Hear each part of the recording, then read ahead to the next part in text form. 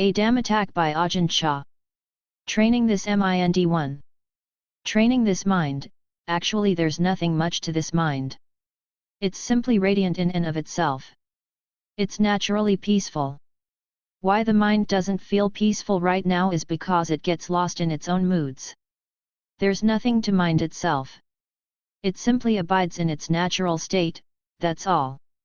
That sometimes the mind feels peaceful and other times not peaceful is because it has been tricked by these moods.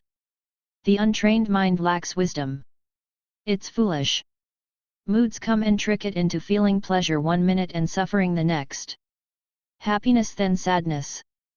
But the natural state of a person's mind isn't one of happiness or sadness. This experience of happiness and sadness is not the actual mind itself, but just these moods which have tricked it.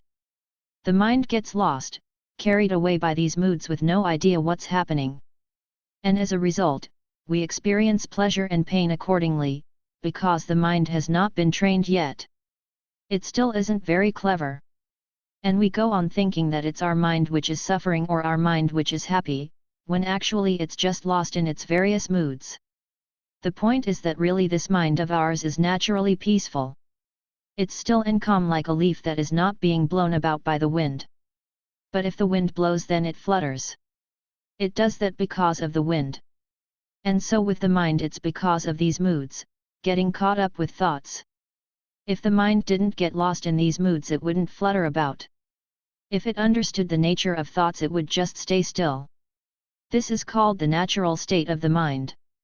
And why we have come to practice now is to see the mind in this original state. We think that the mind itself is actually pleasurable or peaceful. But really the mind has not created any real pleasure or pain. These thoughts have come and tricked it and it has got caught up in them. So we really have to come and train our minds in order to grow in wisdom. So that we understand the true nature of thoughts rather than just following them blindly. The mind is naturally peaceful. It's in order to understand just this much that we have come together to do this difficult practice of meditation. Footnotes 1. This talk was previously printed as a different translation under the title About This Mind. Dhammatalk by Ajahn Chah. On Meditation 1. To calm the mind means to find the right balance. If you try to force your mind too much it goes too far, if you don't try enough it doesn't get there, it misses the point of balance. Normally the mind isn't still, it's moving all the time. We must strengthen the mind. Making the mind strong and making the body strong are not the same. To make the body strong we have to exercise it, to push it, in order to make it strong, but to make the mind strong means to make it peaceful, not to go thinking of this and that. For most of us the mind has never been peaceful, it has never had the energy of Samadhi too. So we must establish it within a boundary. We sit in meditation, staying with the one who knows. If we force our breath to be too long or too short, we're not balanced, the mind won't become peaceful. It's like when we first start to use a pedal sewing machine. At first we just practice pedaling the machine to get our coordination right, before we actually sew anything. Following the breath is similar. We don't get concerned over how long or short, weak or strong it is, we just note it. We simply let it be, following the natural breathing. When it's balanced, we take the breathing as our meditation object.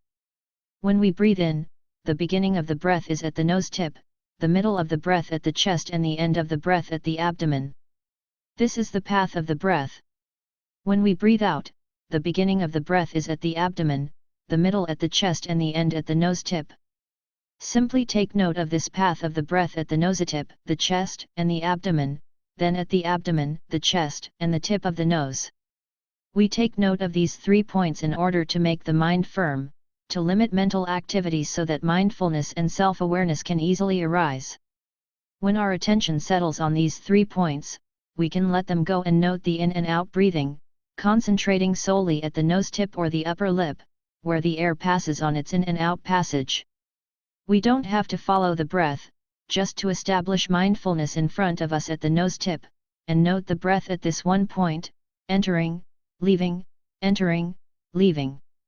There's no need to think of anything special, just concentrate on this simple task for now, having continuous presence of mind. There's nothing more to do, just breathing in and out. Soon the mind becomes peaceful, the breath refined. The mind and body become light. This is the right state for the work of meditation. When sitting in meditation the mind becomes refined, but whatever state it's in we should try to be aware of it, to know it. Mental activity is there together with tranquility.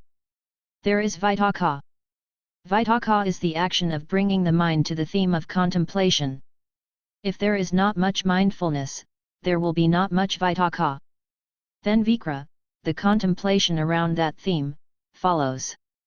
Various weak mental impressions may arise from time to time, but our self-awareness is the important thing. Whatever may be happening, we know it continuously. As we go deeper, we are constantly aware of the state of our meditation, knowing whether or not the mind is firmly established. Thus, both concentration and awareness are present. To have a peaceful mind does not mean that there's nothing happening.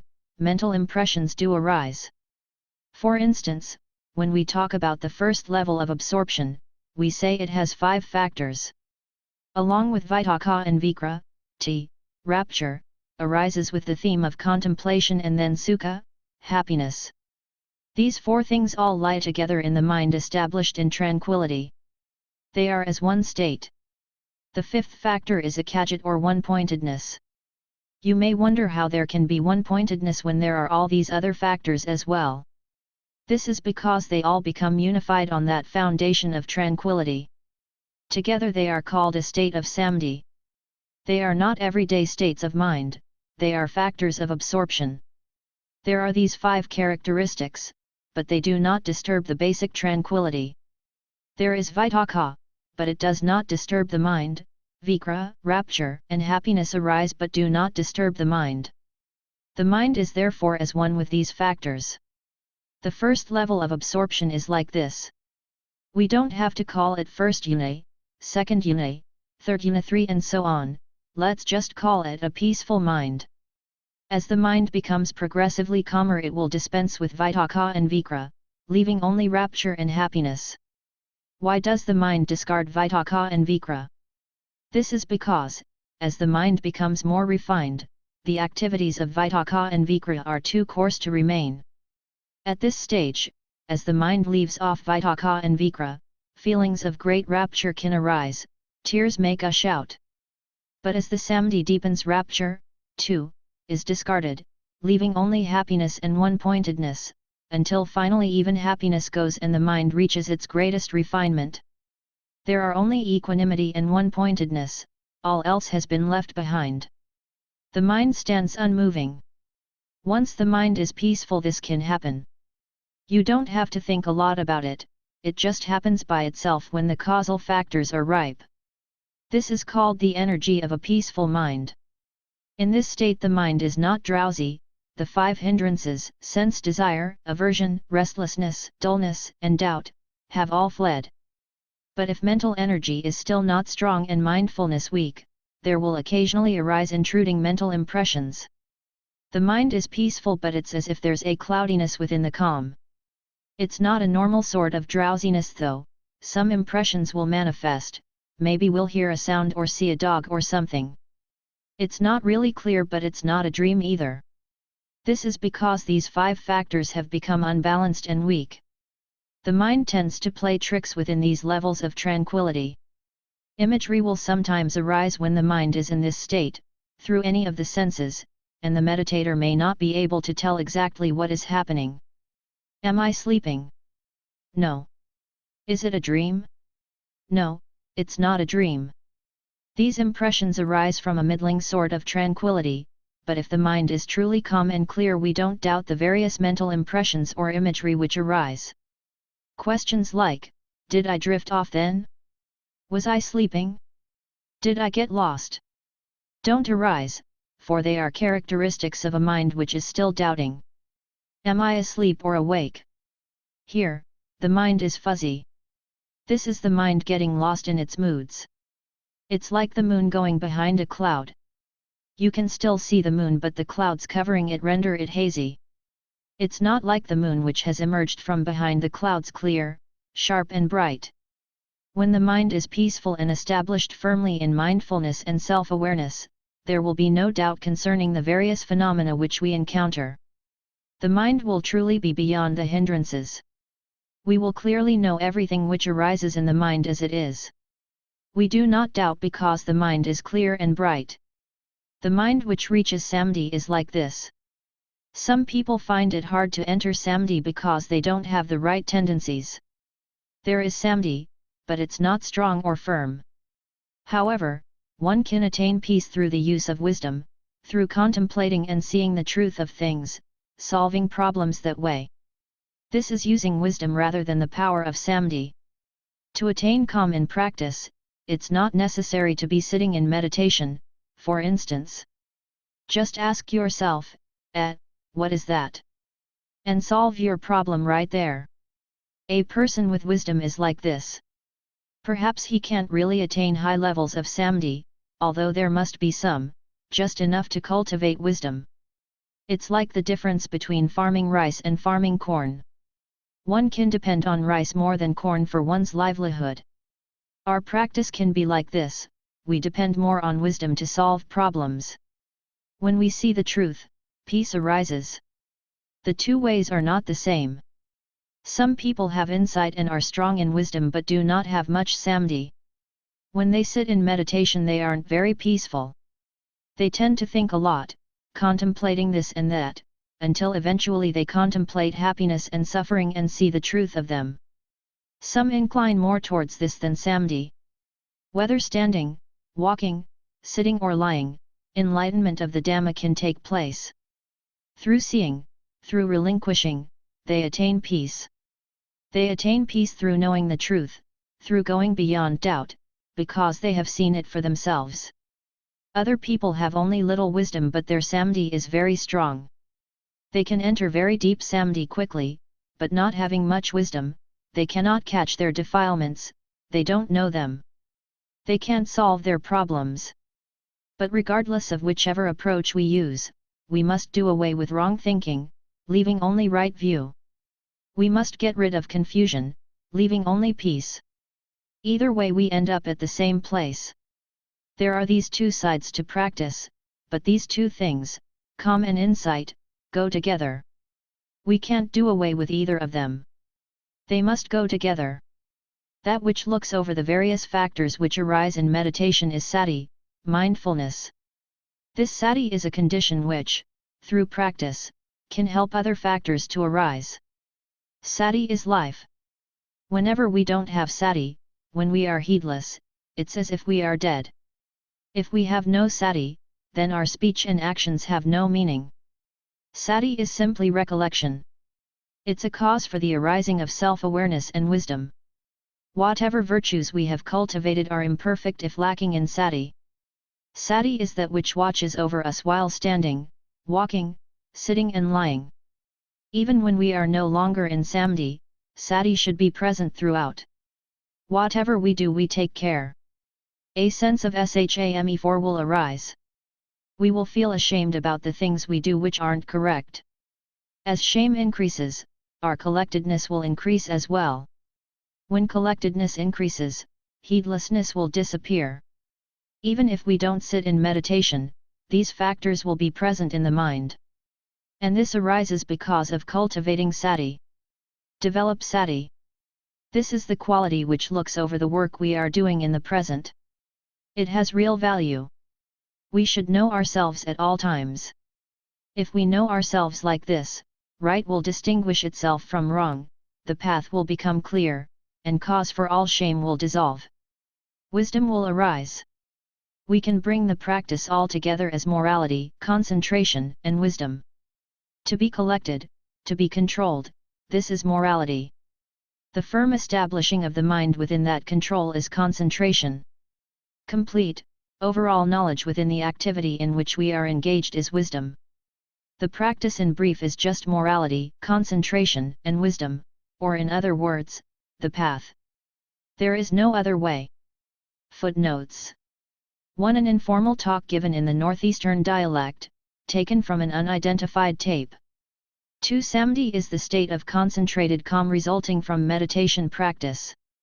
3. Jnana is an advanced state of concentration or samadhi, wherein the mind becomes absorbed into its meditation subject.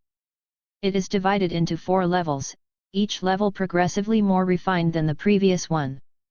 4. This is a shame based on knowledge of cause and effect, rather than emotional guilt. A Dhammatalk by Ajahn Chah. The Path in Harmony 1. Today I would like to ask you all. Are you sure yet? Are you certain in your meditation practice? I ask because these days there are many people teaching meditation, both monks and lay people, and I'm afraid you may be subject to wavering and doubt. If we understand clearly, we will be able to make the mind peaceful and firm. You should understand the Eightfold Path as morality, concentration, and wisdom. The path comes together as simply this. Our practice is to make this path arise within us. When sitting meditation we are told to close the eyes, not to look at anything else, because now we are going to look directly at the mind. When we close our eyes, our attention comes inwards. We establish our attention on the breath, center our feelings there, put our mindfulness there. When the factors of the path are in harmony we will be able to see the breath, the feelings, the mind, and mental objects for what they are. Here we will see the focus point, where samadhi and the other factors of the path converge in harmony. When we are sitting in meditation, following the breath, think to yourself that now you are sitting alone. There is no one sitting around you, there is nothing at all. Develop this feeling that you are sitting alone until the mind lets go of all externals, concentrating solely on the breath. If you are thinking, this person is sitting over here, that person is sitting over there, there is no peace, the mind doesn't come inwards. Just cast all that aside until you feel there is no one sitting around you, until there is nothing at all, until you have no wavering or interest in your surroundings. Let the breath go naturally, don't force it to be short or long or whatever, just sit and watch it going in and out. When the mind lets go of all external impressions, the sounds of cars and such will not disturb you. Nothing, whether sights or sounds, will disturb you, because the mind doesn't receive them. Your attention will come together on the breath. If the mind is confused and won't concentrate on the breath, take a full, deep breath, as deep as you can, and then let it all out till there is none left.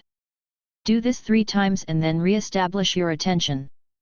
The mind will become calm. It's natural for it to be calm for a while, and then restlessness and confusion may arise again. When this happens, concentrate, breathe deeply again, and then re-establish your attention on the breath. Just keep going like this. When this has happened many times you will become adept at it, the mind will let go of all external manifestations. External impressions will not reach the mind. Sati will be firmly established. As the mind becomes more refined, so does the breath. Feelings will become finer and finer, the body and mind will be light. Our attention is solely on the inner, we see the in-breaths and out-breaths clearly, we see all impressions clearly. Here we will see the coming together of morality, concentration, and wisdom. This is called the path in harmony. When there is this harmony our mind will be free of confusion, it will come together as one. This is called samadhi. After watching the breath for a long time, it may become very refined, the awareness of the breath will gradually cease, leaving only bare awareness. The breath may become so refined it disappears. Perhaps we are just sitting, as if there is no breathing at all. Actually there is breathing, but it seems as if there's none. This is because the mind has reached its most refined state, there is just bare awareness. It has gone beyond the breath. The knowledge that the breath has disappeared becomes established. What will we take as our object of meditation now? We take just this knowledge as our object, that is, the awareness that there's no breath. Unexpected things may happen at this time, some people experience them, some don't. If they do arise, we should be firm and have strong mindfulness. Some people see that the breath has disappeared and get a fright, they're afraid they might die. Here we should know the situation just as it is. We simply notice that there's no breath and take that as our object of awareness. This, we can say, is the firmest, surest type of samadhi. There is only one firm, unmoving state of mind. Perhaps the body will become so light it's as if there is no body at all. We feel like we're sitting in empty space, completely empty. Although this may seem very unusual, you should understand that there's nothing to worry about. Firmly establish your mind like this. When the mind is firmly unified, having no sense impressions to disturb it, one can remain in that state for any length of time. There will be no painful feelings to disturb us. When samadhi has reached this level, we can leave it when we choose, but if we come out of this samadhi, we do so comfortably, not because we've become bored with it or tired. We come out because we've had enough for now, we feel at ease, we have no problems at all. If we can develop this type of samadhi, then if we sit, say, 30 minutes or an hour, the mind will be cool and calm for many days. When the mind is cool and calm like this, it is clean. Whatever we experience, the mind will take up and investigate. This is a fruit of samadhi.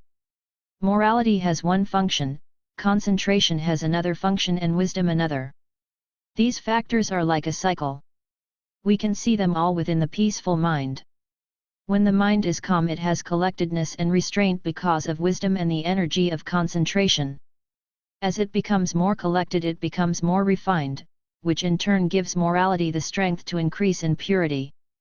As our morality becomes purer, this will help in the development of concentration.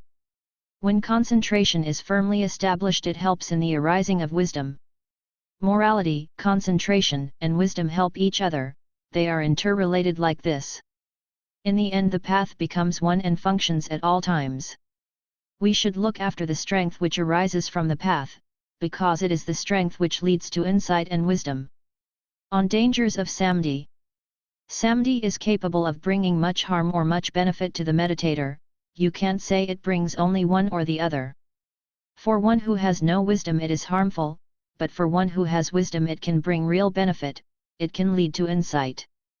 That which can possibly be harmful to the meditator is absorption samadhi, yune, the samadhi with deep, sustained calm. This samadhi brings great peace. Where there is peace, there is happiness. When there is happiness, attachment and clinging to that happiness arise.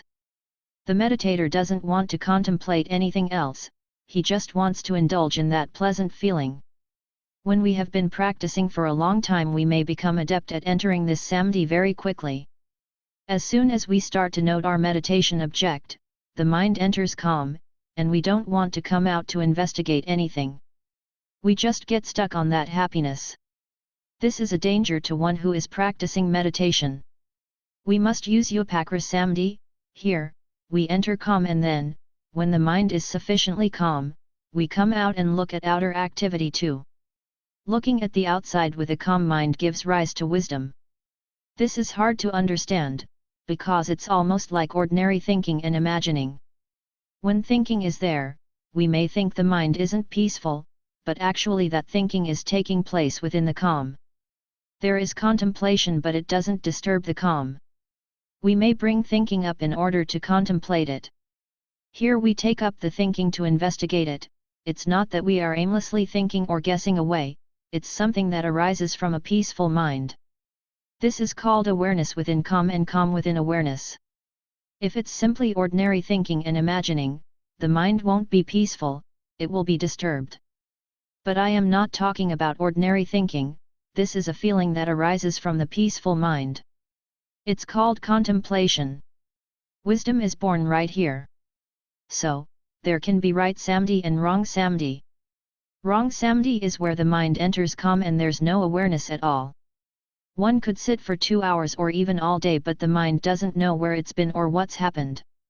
It doesn't know anything. There is calm, but that's all. It's like a well-sharpened knife which we don't bother to put to any use. This is a diluted type of calm, because there is not much self-awareness. The meditator may think he has reached the ultimate already, so he doesn't bother to look for anything else. Samadhi can be an enemy at this level. Wisdom cannot arise because there is no awareness of right and wrong. With right samadhi, no matter what level of calm is reached, there is awareness. There is full mindfulness and clear comprehension. This is the samadhi which can give rise to wisdom. One cannot get lost in it. Practicers should understand this well. You can't do without this awareness, it must be present from beginning to end. This kind of samadhi has no danger. You may wonder, where does the benefit arise, how does the wisdom arise, from samadhi? When right samadhi has been developed, wisdom has the chance to arise at all times. When the eye sees form, the ear hears sound, the nose smells odors, the tongue experiences taste, the body experiences touch, or the mind experiences mental impressions, in all postures, the mind stays with full knowledge of the true nature of those sense impressions, it doesn't follow them. When the mind has wisdom, it doesn't pick and choose. In any posture we are fully aware of the birth of happiness and unhappiness. We let go of both of these things, we don't cling. This is called right practice, which is present in all postures. These words all postures do not refer only to bodily postures, they refer to the mind, which has mindfulness and clear comprehension of the truth at all times. When samadhi has been rightly developed, wisdom arises like this. This is called insight, knowledge of the truth. There are two kinds of peace, the coarse and the refined. The peace which comes from samadhi is the coarse type. When the mind is peaceful, there is happiness. The mind then takes this happiness to be peace. But happiness and unhappiness are becoming and birth. There is no escape from samsara 3 here because we still cling to them. So happiness is not peace, peace is not happiness. The other type of peace is that which comes from wisdom. Here we don't confuse peace with happiness, we know the mind which contemplates and knows happiness and unhappiness as peace. The peace which arises from wisdom is not happiness, but is that which sees the truth of both happiness and unhappiness. Clinging to those states does not arise, the mind rises above them. This is the true goal of all Buddhist practice. Footnotes 1. A composite of 2 talks given in England in 1979 and 1977 respectively. 2. Outer activity refers to all manner of sense impressions. It is used in contrast to the inner inactivity of absorption samadhi, yuna, where the mind does not go out to external sense impressions. 3. Samsara, the wheel of birth and death, is the world of all conditioned phenomena, mental and material, which has the threefold characteristics of impermanence, suffering, and not self. A Dhammatalk by Ajahn Chah. The middle way within one. The teaching of Buddhism is about giving up evil and practicing good. Then, when evil is given up and goodness is established, we must let go of both good and evil. We have already heard enough about wholesome and unwholesome conditions to understand something about them, so I would like to talk about the middle way, that is, the path to transcend both of those things. All the Dhamma talks and teachings of the Buddha have one aim, to show the way out of suffering to those who have not yet escaped. The teachings are for the purpose of giving us the right understanding. If we don't understand rightly, then we can't arrive at peace. When all the Buddhas became enlightened and gave their first teachings, they declared these two extremes, indulgence in pleasure and indulgence in pain too. These two ways are the ways of infatuation, they are the ways between which those who indulge in sense pleasures must fluctuate, never arriving at peace. They are the paths which spin around in samsara. The enlightened one observed that all beings are stuck in these two extremes, never seeing the middle way of Dhamma, so he pointed them out in order to show the penalty involved in both. Because we are still stuck, because we are still wanting, we live repeatedly under their sway. The Buddha declared that these two ways are the ways of intoxication, they are not the ways of a meditator, not the ways to peace. These ways are indulgence in pleasure and indulgence in pain, or, to put it simply, the way of slackness and the way of tension. If you investigate within, moment by moment, you will see that the tense way is anger, the way of sorrow. Going this way there is only difficulty and distress. Indulgence in pleasure, if you've transcended this, it means you've transcended happiness. These ways, both happiness and unhappiness, are not peaceful states. The Buddha taught to let go of both of them. This is right practice. This is the middle way. These words, the middle way, do not refer to our body and speech, they refer to the mind. When a mental impression which we don't like arises, it affects the mind and there is confusion. When the mind is confused, when it's shaken up, this is not the right way. When a mental impression arises which we like, the mind goes to indulgence in pleasure, that's not the way either. We people don't want suffering, we want happiness. But in fact happiness is just a refined form of suffering. Suffering itself is the coarse form. You can compare them to a snake. The head of the snake is unhappiness, the tail of the snake is happiness. The head of the snake is really dangerous, it has the poisonous fangs. If you touch it, the snake will bite straight away. But never mind the head, even if you go and hold onto the tail, it will turn around and bite you just the same, because both the head and the tail belong to the one snake. In the same way, both happiness and unhappiness, or pleasure and sadness, arise from the same parent, wanting. So when you're happy the mind isn't peaceful. It really isn't. For instance, when we get the things we like, such as wealth, prestige, praise, or happiness, we become pleased as a result. But the mind still harbors some uneasiness because we're afraid of losing it. That very fear isn't a peaceful state. Later on we may actually lose that thing and then we really suffer. Thus, if you aren't aware, even if you're happy, suffering is imminent. It's just the same as grabbing the snake's tail, if you don't let go it will bite. So whether it's the snake's tail or its head, that is, wholesome or unwholesome conditions, they're all just characteristics of the wheel of existence, of endless change. The Buddha established morality, concentration, and wisdom as the path to peace, the way to enlightenment. But in truth these things are not the essence of Buddhism. They are merely the path. The Buddha called them magga, which means path. The essence of Buddhism is peace, and that peace arises from truly knowing the nature of all things. If we investigate closely, we can see that peace is neither happiness nor unhappiness. Neither of these is the truth. The human mind, the mind which the Buddha exhorted us to know and investigate, is something we can only know by its activity. The true original mind has nothing to measure it by, there's nothing you can know it by. In its natural state it is unshaken, unmoving. When happiness arises all that happens is that this mind is getting lost in a mental impression, there is movement. When the mind moves like this, clinging and attachment to those things come into being. The Buddha has already laid down the path of practice in its entirety, but we have not yet practiced, or if we have, we've practiced only in speech. Our minds and our speech are not yet in harmony, we just indulge in empty talk. But the basis of Buddhism is not something that can be talked about or guessed at. The real basis of Buddhism is full knowledge of the truth of reality. If one knows this truth then no teaching is necessary. If one doesn't know, even if he listens to the teaching, he doesn't really hear. This is why the Buddha said, the enlightened one only points the way. He can't do the practice for you, because the truth is something you cannot put into words or give away. All the teachings are merely similes and comparisons, means to help the mind see the truth. If we haven't seen the truth we must suffer.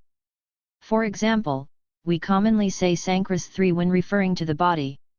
Anybody can say it, but in fact we have problems simply because we don't know the truth of these Sankras, and thus cling to them. Because we don't know the truth of the body, we suffer. Here is an example. Suppose one morning you are walking to work and a man yells abuse and insults at you from across the street. As soon as you hear this abuse your mind changes from its usual state. You don't feel so good, you feel angry and hurt. That man walks around abusing you night and day.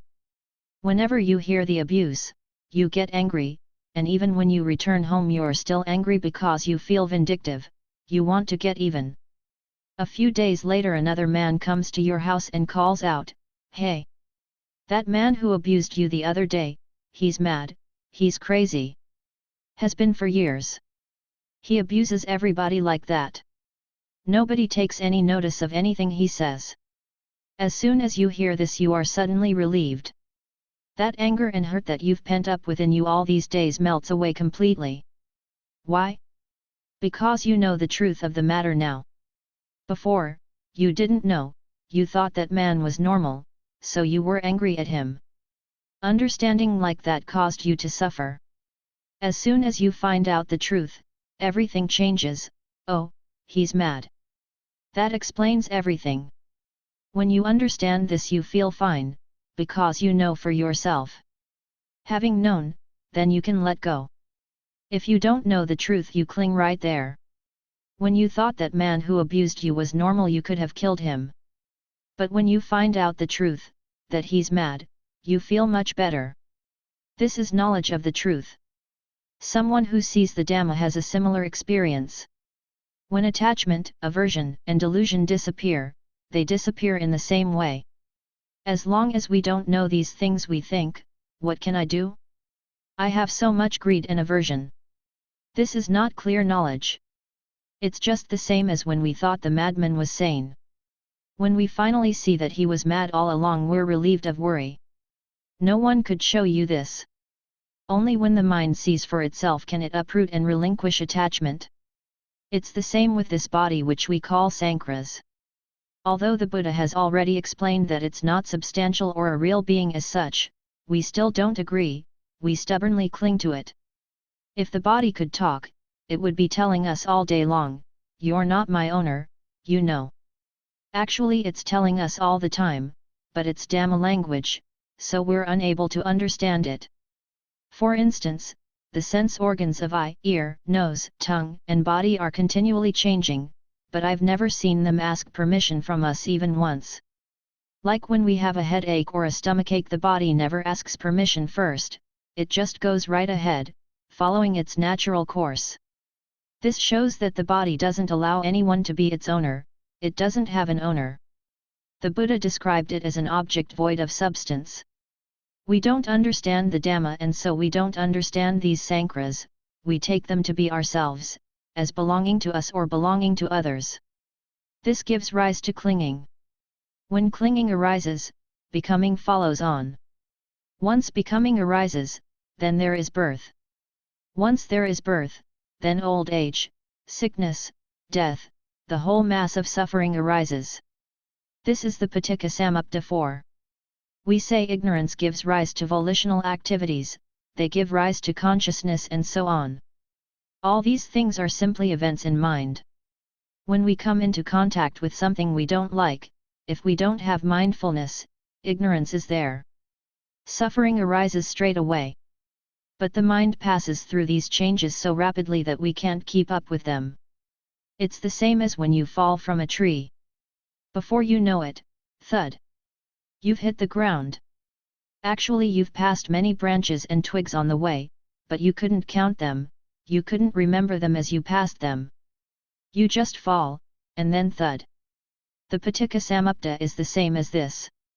If we divide it up as it is in the scriptures, we say ignorance gives rise to volitional activities give rise to consciousness. Consciousness gives rise to mind and matter give rise to the 6 sense bases. The sense bases give rise to sense contact gives rise to feeling gives rise to wanting gives rise to clinging gives rise to becoming gives rise to birth gives rise to old age, sickness, death, and all forms of sorrow. But in truth, when you come into contact with something you don't like, there's immediate suffering. That feeling of suffering is actually the result of the whole chain of the Paticca Samupta. This is why the Buddha exhorted his disciples to investigate and know fully their own minds. When people are born into the world, they are without names. Once born, we name them. This is convention. We give people names for the sake of convenience, to call each other by. The scriptures are the same. We separate everything up with labels to make studying the reality convenient. In the same way, all things are simply sankharas. Their original nature is merely that of compounded things. The Buddha said that they are impermanent, unsatisfactory, and not self. They are unstable. We don't understand this firmly, our understanding is not straight, and so we have wrong view. This wrong view is that the Sankras are ourselves, we are the Sankras, or that happiness and unhappiness are ourselves, we are happiness and unhappiness. Seeing like this is not full, clear knowledge of the true nature of things. The truth is that we can't force all these things to follow our desires, they follow the way of nature. Here is a simple comparison. Suppose you go and sit in the middle of a freeway with the cars and trucks charging down at you. You can't get angry at the cars, shouting, "Don't drive over here! Don't drive over here!" It's a freeway, you can't tell them that. So what can you do? You get off the road. The road is the place where cars run, if you don't want the cars to be there, you suffer. It's the same with Sankras. We say they disturb us, like when we sit in meditation and hear a sound. We think, "Oh, that sound's bothering me." If we understand that the sound bothers us, then we suffer accordingly. If we investigate a little deeper, we will see that it's we who go out and disturb the sound. The sound is simply sound. If we understand like this, then there's nothing more to it, we leave it be. We see that the sound is one thing, we are another. One who understands that the sound comes to disturb him is one who doesn't see himself. He really doesn't. Once you see yourself, then you're at ease. The sound is just sound, why should you go and grab it? You see that actually it was you who went out and disturbed the sound. This is real knowledge of the truth. You see both sides, so you have peace. If you see only one side, there is suffering. Once you see both sides, then you follow the middle way. This is the right practice of the mind. This is what we call straightening out our understanding. In the same way, the nature of all Sankras is impermanence and death, but we want to grab them, we carry them about and covet them. We want them to be true. We want to find truth within the things that aren't true. Whenever someone sees like this and clings to the Sankaras as being himself, he suffers. The practice of Dhamma is not dependent on being a monk, a novice, or a layman, it depends on straightening out your understanding. If our understanding is correct, we arrive at peace. Whether you are ordained or not, it's the same, every person has the chance to practice Dhamma, to contemplate it. We all contemplate the same thing. If you attain peace, it's all the same peace, it's the same path, with the same methods. Therefore the Buddha didn't discriminate between laymen and monks, he taught all people to practice to know the truth of the Sankras.